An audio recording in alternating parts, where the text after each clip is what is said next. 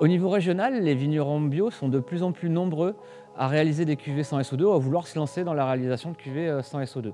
Notre rôle, c'est de les accompagner pour leur proposer des outils et des solutions pour réaliser ces vins-là et répondre aux impasses à travers des projets de recherche que nous mettons en place avec nos partenaires.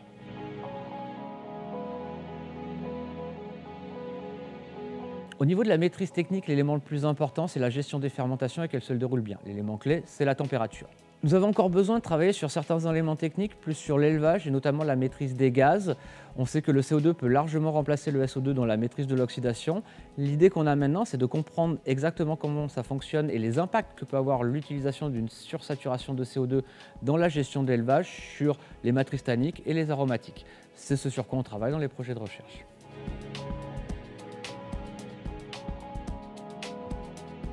On essaie de faire évoluer et d'articuler ces différents programmes de recherche dans une certaine logique. On a lancé des programmes de recherche pour répondre à toutes ces questions et l'idée c'était de les articuler pour pouvoir répondre dans l'ordre aux différentes problématiques qui ont été soulevées par les vins sans SO2. On a commencé par un programme qui s'appelait Respect et en parallèle Vins de Bordeaux sans SO2 financé par la région Nouvelle-Aquitaine et par le CIVB qui était plus orienté sur la partie vinification et la maîtrise de la vinification. On suivit avec les mêmes partenaires que sont l'IFV, la Chambre d'agriculture, l'ISVV et nous-mêmes Vignerons Bio Nouvelle-Aquitaine, le projet Vincent qui nous permet d'aller sur la suite, qui est la partie élevage et notamment la gestion des gaz.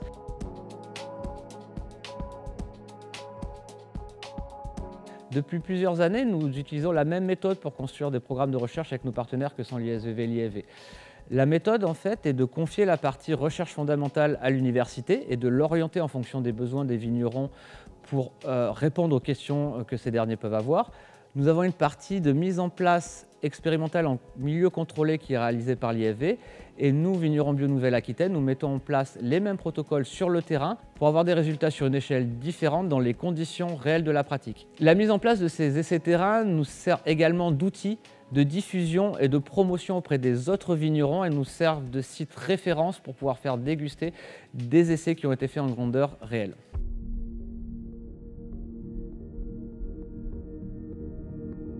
Dans les récents projets réalisés en région Nouvelle-Aquitaine sur les vins sans sulfite, comme le projet Vins de Bordeaux sans SO2 ou Respect, l'IFV intervient dans la mise en œuvre et la comparaison d'itinéraires avec et sans sulfite, itinéraires de vinification et d'élevage. Les vins qui sont élaborés à la suite de ces essais sont donc suivis, analysés d'un point de vue physico-chimique, microbiologique et sensoriel. Mais ils ont servi également aux travaux de thèse de l'ISVV, de Sarah Windholz sur la bioprotection ou d'Édouard Pelonnier-Maginel sur la caractérisation des vins sans sulfite.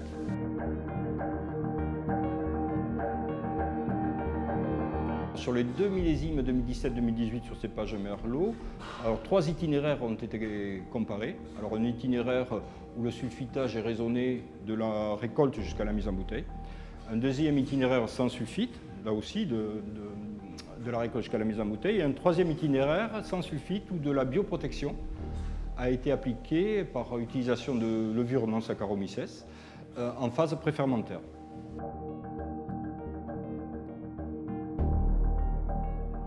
Les principaux résultats obtenus en conditions contrôlées ont montré notamment que l'absence de sulfite avait peu d'incidence sur le bon déroulement des fermentations. Au niveau microbiologique, on a réalisé des suivis en cours d'élevage qui ont montré que le niveau de population en élevage notamment et pendant les périodes printanières en levure et en bactéries totales était significativement plus élevé. Au niveau du profil analytique des vins, le profil analytique est proche de ces vins sans sulfite et proche des vins avec sulfite, si ce n'est qu'ils sont un peu moins riches en polyphénol, un peu moins colorés, du fait de l'absence de l'effet du SO2 sur l'extraction et la stabilisation de la couleur. Et ils présentent également une tendance à un niveau d'acidité volatile en fin d'élevage sensiblement plus élevé, bien que ce niveau-là soit tout à fait acceptable. Et au niveau sensoriel, ces vins sont dégustés en vin jeune et après 1 an de conservation en bouteille et les résultats montrent peu de différence, en conditions contrôlées toujours. Cependant, au niveau olfactif, on note des vins plus intenses et avec des notes fruitées plus marquées, ce qui confirme les travaux de thèse sur la caractérisation des vins rouges, sans sulfite.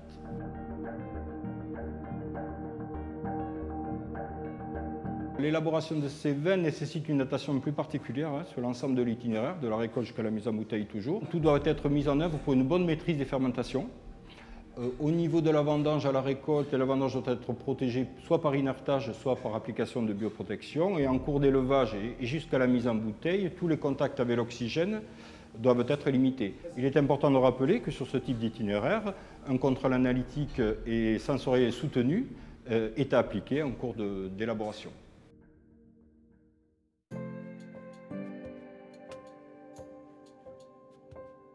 La bioprotection consiste à rajouter des micro-organismes vivants directement sur la vendange. Ça peut être des bactéries ou des levures.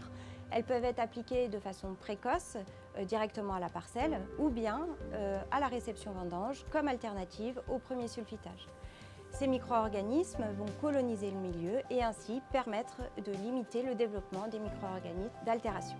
Leur utilisation pourrait également permettre de limiter les phénomènes d'oxydation dans le milieu.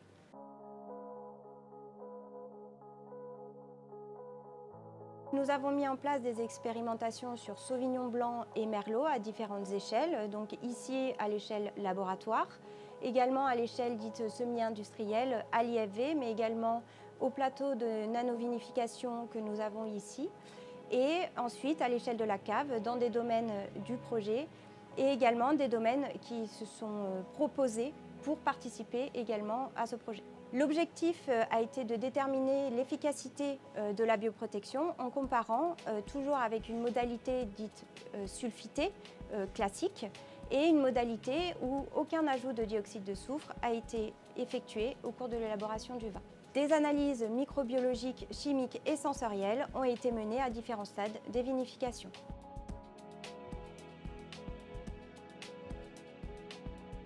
Les résultats ont montré que les levures à activité bioprotectrice, en colonisant le milieu, ont permis de limiter le développement des communautés fongiques et également de limiter la croissance des bactéries acétiques pendant les phases préfermentaires.